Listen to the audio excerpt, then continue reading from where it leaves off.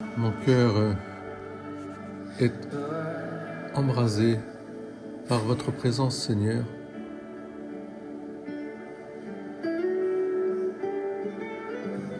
Nous sommes le 13 mai, Notre-Dame de Fatima.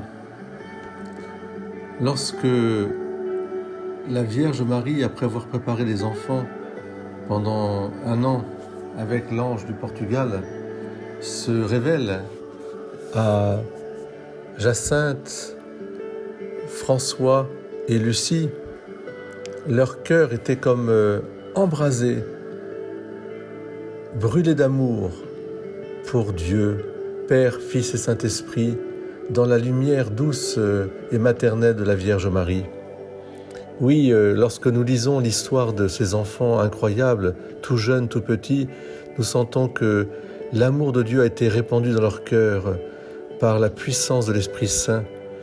Ce même Esprit Saint qui a agi dans le cœur de Marie depuis son immaculée conception et pour toute sa vie, brûlé par l'amour de Dieu, incandescent, qui nous met au service de nos frères. C'est ce qu'ont vécu ces enfants à Fatima. Je vous invite à aller voir le film Notre-Dame de Fatima, ou Fatima. Il y a tellement de films qui ont été réalisés, mais ils sont magnifiques, cette présence de ce feu d'amour. Lorsque j'ai compris qui était Dieu, j'ai compris que je ne pouvais pas faire autrement que de vivre pour Dieu, disait lui-même le futur Saint Charles de Foucauld, qui sera canonisé dimanche. Cette incandescence de l'amour de Dieu dans nos cœurs, eh bien, provoque tout de suite cette ardeur, c'est-à-dire cet amour qui nous met au service du prochain pour annoncer le salut. Non pas annoncer autre chose, non pas annoncer une vie facile, non pas annoncer des prodiges, des succès ou des richesses périssables, mais pour annoncer au contraire la victoire du Christ mort et ressuscité qui nous donne la vie éternelle. Annoncer cette vie éternelle, à conquérir de hautes luttes par la récitation du rosaire en particulier que nous laisse la Vierge Marie, par la confession et la communion du premier samedi du mois, par aussi cette relation qui nous unit les uns les autres dans une louange incessante pour le salut du monde. Priez, mes petits-enfants, priez.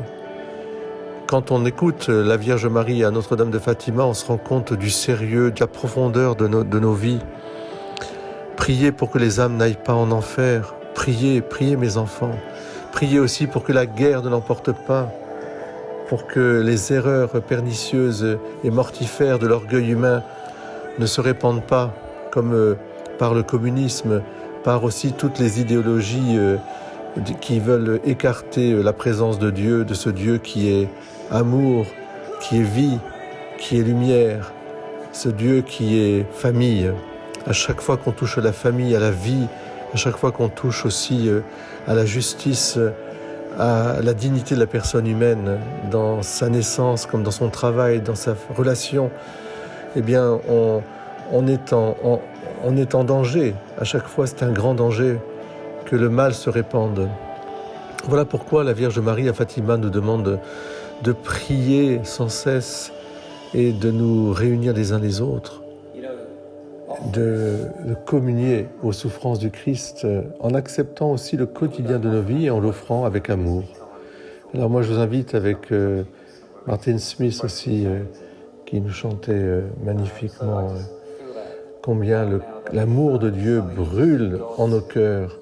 C'est si incroyable cet amour de Dieu. Par Marie, à Jésus par Marie. Notre-Dame de Fatima, priez pour nous.